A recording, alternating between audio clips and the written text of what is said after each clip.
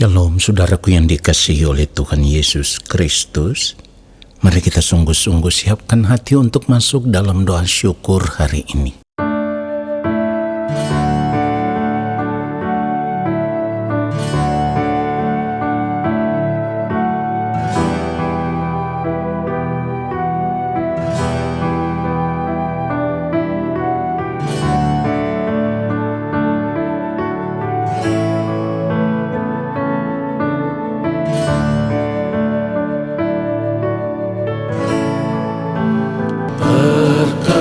Perkenankan hamba-Mu, ya Bapa,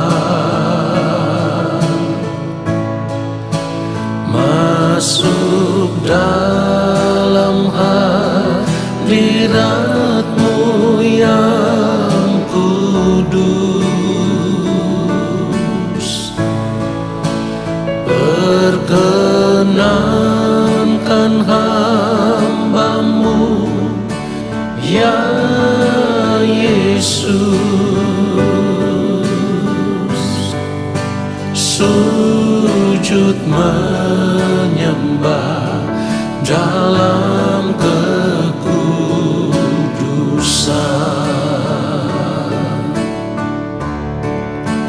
Kau ku sembah, Kau ku sembah, bersama para malaikat ku sujud menyembah. Kau ku sembah, Kau ku sembah,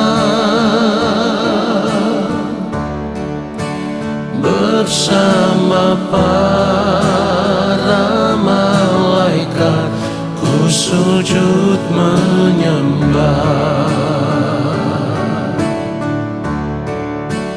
Kau ku sembah,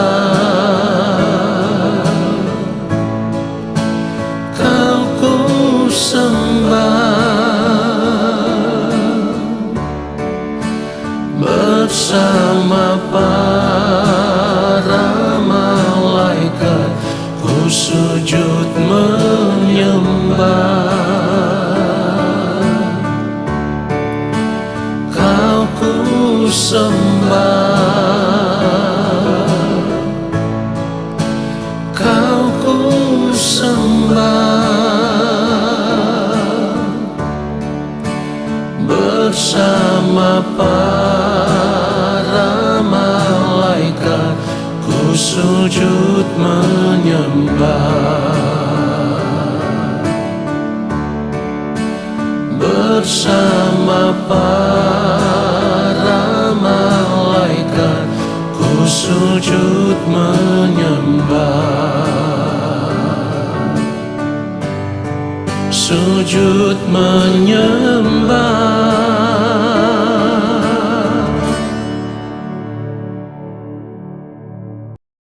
Mari kita berdoa. Yang Maha Kudus, Allah Bapa kami yang ada di dalam kerajaan sorga, kami ada di hadapan Bapa. Kami merindukan firman-Mu. Berbicaralah bagi kami, supaya ketika kami mendengar setiap kebenaran firman Tuhan saat ini, firman-Mu itulah yang terus membentuk kami, mengubah kami, sehingga kehidupan kami semakin hari semakin diubah menjadi pribadi seperti yang Bapa di sorga kehendaki. Allah Roh Kudus, urapilah setiap kami, berikan kami hikmat untuk mengerti setiap kebenaran firman yang kami dengar. Lalu kami mau berjuang untuk hidup seturut dengan firman-Mu ya Tuhan di sepanjang hari hidup kami. Di dalam nama Tuhan Yesus Kristus kami berdoa. Amin. Saudaraku yang dikasihi oleh Tuhan Yesus Kristus, sebagai orang percaya kita harus sungguh-sungguh menyadari bahwa segenap kehidupan kita harus benar-benar ada dalam kesucian, ada dalam kekudusan Allah, di setiap detik waktu hidup yang kita jalani. Ingat, kekudusan hidup itu bagaikan sebuah garis panjang, dan garis panjang itu dimulai dari satu titik yang terkecil. Artinya begini, di dalam setiap detik kehidupan yang Tuhan berikan bagi kita, kita harus menjaga hati, pikiran, sikap, perkataan, tindakan, perbuatan kita supaya tetap ada dalam kesucian dan kekudusan Allah. Kalau kita berkata kita orang percaya, kita ada di dalam Kristus Yesus Tuhan, itu artinya kita juga harus bersedia untuk ada hidup di dalam kekudusan setiap detik waktu hidup kita.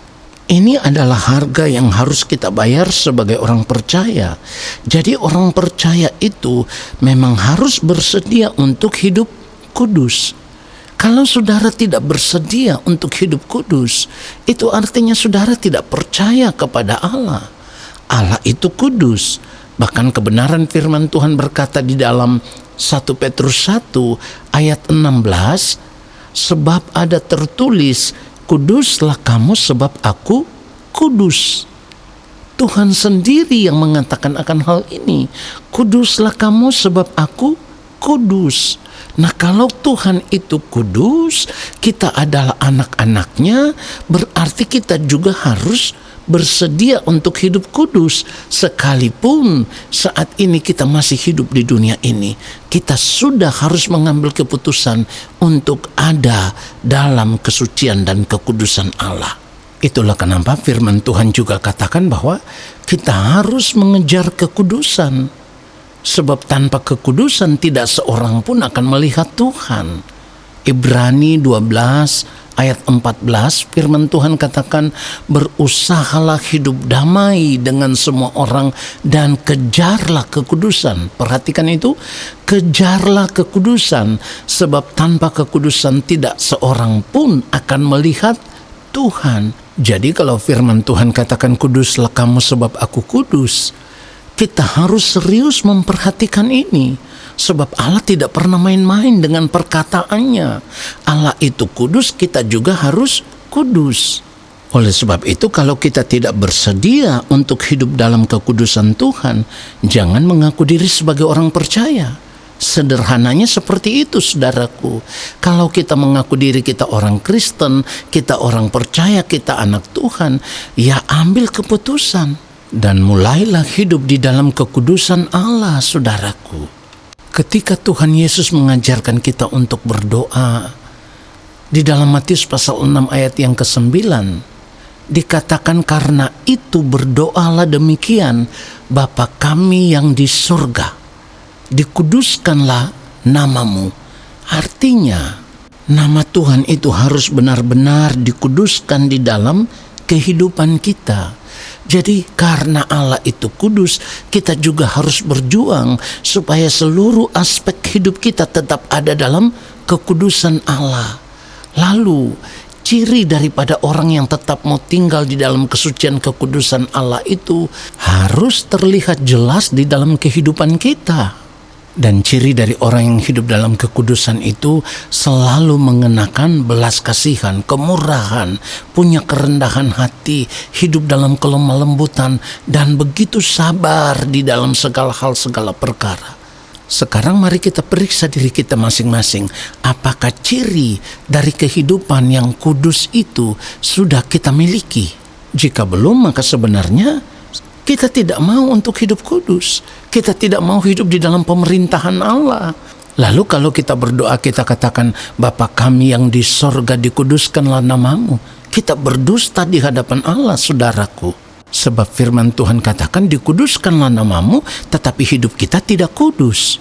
Firman Tuhan katakan di dalam Kolose pasal 3 ayat 12, karena itu sebagai orang-orang pilihan Allah yang dikuduskan, perhatikan itu, yang dikuduskan dan dikasihinya, kenakanlah belas kasihan, kemurahan, kerendahan hati, kelemah lembutan dan kesabaran. Jadi kalau selama ini cara hidup kita masih arogan, kita mau berkata sesuatu kepada orang lain, kita tidak memikirkan apakah itu menyakiti hati orang lain, menyinggung orang lain, ya, melukai hati orang lain atau tidak. Kita hidup sembrono seperti itu, tidak punya belas kasihan, tidak pernah hidup dalam kemurahan, tidak pernah hidup dalam kerendahan hati, ya. Sama orang lain pun kita begitu kasar, tidak pernah lemah lembut. Nah saudaraku, menghadapi satu persoalan kita tidak sabar, kita begitu cepat marah. Bagaimana mungkin bisa dikatakan hidup kita kudus di hadapan Allah? Tetapi karena kita mengaku orang percaya, maunya nanti kalau di balik kematian masuk surga. Tidak mungkin saudaraku. Orang yang kudus itulah yang akan dipakai sebagai perabot di dalam rumah Allah. Ya, 2 Timotius pasal yang kedua ayat 21 dikatakan begini, jika seorang menyucikan dirinya dari hal-hal yang jahat, ia akan menjadi perabot rumah untuk maksud yang mulia. Ia dikuduskan, dipandang layak untuk dipakai tuannya, dan disediakan untuk setiap pekerjaan yang mulia. Jadi kalau kita tidak mau menjaga hidup kita supaya tetap ada dalam kekudusan, maka jangan pernah berharap kita bisa diterima di dalam kerajaan Allah. Ingat sekali lagi, Allah itu kudus, Bapa di sorga itu kudus, dan tidak bisa menyatu dengan segala sesuatu yang tidak kudus. Artinya, kalau hidup kita tidak kudus, berarti kita juga tidak bisa menyatu dengan Bapa. Tidak menyatu dengan Bapa berarti terbuang dari hadapan Bapa. Terbuang dari hadapan Bapa berarti binasa di dalam kekekalan. Itulah kenapa seringkali saya katakan saudaraku, perjuangan kita yang paling berat di dalam hidup ini adalah bagaimana kita berjuang untuk setiap detik waktu hidup kita didapatkan oleh Tuhan berkenan di hadapannya. Bukan persoalan yang lain, bukan persoalan makan, minum, dan pakai. Kalau kita mau bekerja keras, bertanggung jawab atas kehidupan kita, maka semuanya itu bisa tercukupi. Saudaraku, perhatikan baik. Orang yang tidak percaya Tuhan sekalipun, ketika dia bekerja keras, bertanggung jawab untuk hidupnya, dia masih bisa survive hidup. Dia masih bisa makan, minum, dan pakai. Apalagi kita anak-anak Tuhan. Kalau kita bekerja keras, kita jaga hidup kita tetap ada dalam kesucian dan kekudusan Allah, percayalah, Dia Bapa yang baik, yang tahu bagaimana mencukupi anak-anaknya sesuai dengan apa yang mereka perlukan. Firman Tuhan katakan di dalam Filipi 4 ayat 19, Allahku akan memenuhi segala keperluanmu menurut kekayaan dan kemuliaannya dalam Kristus Yesus. Tetapi persoalannya sekarang kita hidup sebagai orang percaya ini bukan persoalan makan dan minum yang utama, tetapi persoalan perkenanan kita di hadapan Tuhan itu yang terutama. Jadi apapun keadaan kita saat ini, kita harus berjuang dan kita harus mau bersedia untuk tetap hidup dalam kekudusan Allah. Dan itu adalah harga mati yang tidak dapat ditawar, saudaraku. Tuhan Yesus katakan di dalam Yohanes 17 ayat 19, dan aku menguduskan diriku bagi mereka, supaya mereka pun dikuduskan dalam kebenaran. Artinya kalau Tuhan sudah berjuang untuk keselamatan hidup kita, kenapa kita tidak mau berjuang sungguh-sungguh untuk hidup di dalam kebenaran, hidup di dalam kesucian, hidup di dalam kekudusan? Jadi kalau kita tidak bersedia untuk hidup kudus, hidup benar, hidup dalam kesucian, itu artinya kita memilih untuk terbuang ke dalam maut atau terbuang ke dalam api neraka. Biarlah kebenaran firman Tuhan ini menyadarkan kita semua dan memberkati kita semua. Amin. Mari kita berdoa, saudaraku. Terima kasih Bapa yang Maha Kudus untuk kebenaran firman-Mu yang sungguh menyadarkan kami, supaya di sepanjang hari hidup kami mau menjaga kesucian hidup kami, kekudusan hidup kami. Kami mau berjuang untuk hidup benar di hadapan Tuhan, supaya di dalam setiap gerak kehidupan kami, baik sikap, gerak, pikiran, tindakan, perkataan, perbuatan, seluruh keberadaan hidup kami setiap detik ditemukan benar di hadapan Bapa, kudus di hadapan Bapa, suci di hadapan Bapa.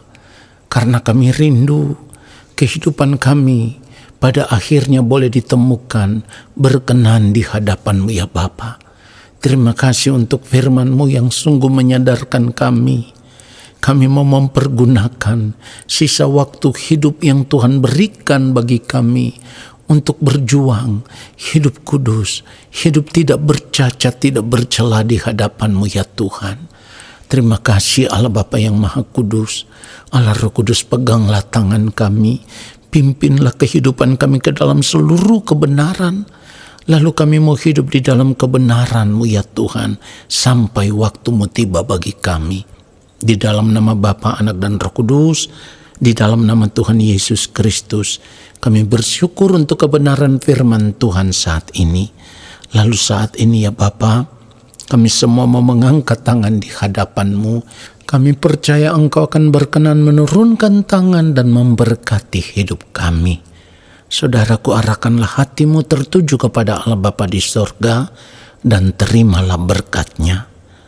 Segala berkat kasih karunia daripada Allah Bapa di sorga, rahmat cinta kasih yang berlimpah-limpah dari Gembala Agung yang mulia Tuhan Yesus Kristus, di dalam persekutuan yang manis dengan Roh Allah yang kudus, turun atas kehidupan kita semua, menyertai langkah hidup kita semua dan memberkati kehidupan kita semua, sekarang dan sampai selama-lamanya. Amin. Saudaraku, terima kasih sudah mengikuti doa syukur hari ini. Sampai jumpa dalam doa syukur besok hari. Tuhan Yesus memberkati kita semua. Shalom.